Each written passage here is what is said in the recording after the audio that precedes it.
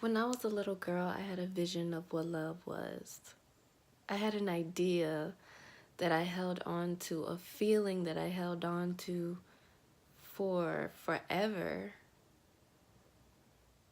I'm still holding strong to that vision because when we think of real love, when we think of true love, we feel like someone is going to sweep us off our feet and bring it to us and serve it to us on a platter. You know, my vision of love, my vision of true love, and truth be told, the thing that sparked it was the Pocahontas movie. Yes, the Disney Pocahontas movie sparked my feeling for real love. And that was because there's this woman, right? And not just a woman, she's a daughter. She has a father, she has a mother, she has a family, she has a tribe. Not only that, she's the daughter of a chief. She holds a certain status quo, and everyone kind of expects her to be a certain way, but they already know that she doesn't follow any rules. She doesn't live her life by any jurisdiction. No, she lets spirit guide her. Right? She flows with the wind everywhere it takes her. She goes wherever spirit calls her, and with that she ends up embarking upon a love that is so expansive. It's so liberating. And nobody really wants to see her in this position of love. They don't even really see it as love. It's seen as rebellion, right? That's how it is.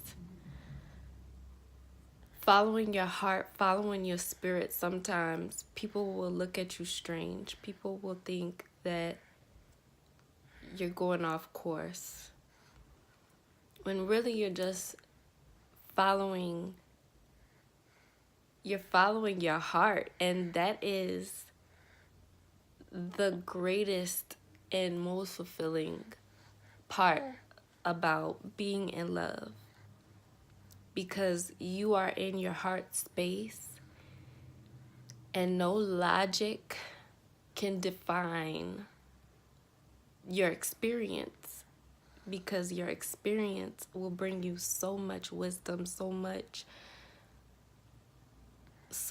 glory, so much just greatness. I love it. So how do you call love into your life when things just seem low? It just seems like love is just never gonna show up for you. Or if that, you don't really deserve that little girl fairy tale love that you've always dreamed of, like I spoke on earlier.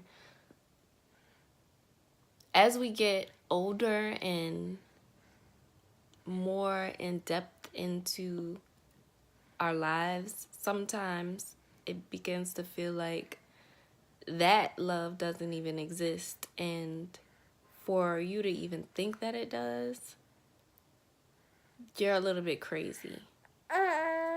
Well, I would love to, and I'm here to remind you all that you are not crazy. You are not out of it. You are not too demanding. You are not too stuck up. You're none of these things that voice may make you out to be, because you want real love. Whatever you define as real love, whatever your needs are within being in love, you deserve all of those things. You deserve them. How do you call that to you? How do you tap into that? How? Where do you start? I find that the loneliest moments in our lives are the moments where we crave companionship the most. And being lonely and being alone are very different.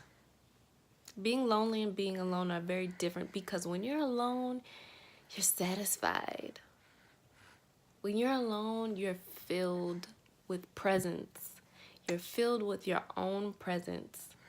When you're alone, you're okay with who you're alone with. But when you're lonely, that person that you see in the mirror may not really be the one that you want to spend the rest of your life with. The person that you see in the mirror may not be that person that you're very comfortable with just being with. And I think that being alone requires a good amount of looking in the mirror and seeing who it is that's even there to mend and merge with another. Who is that person? Do you know them? Do you like them?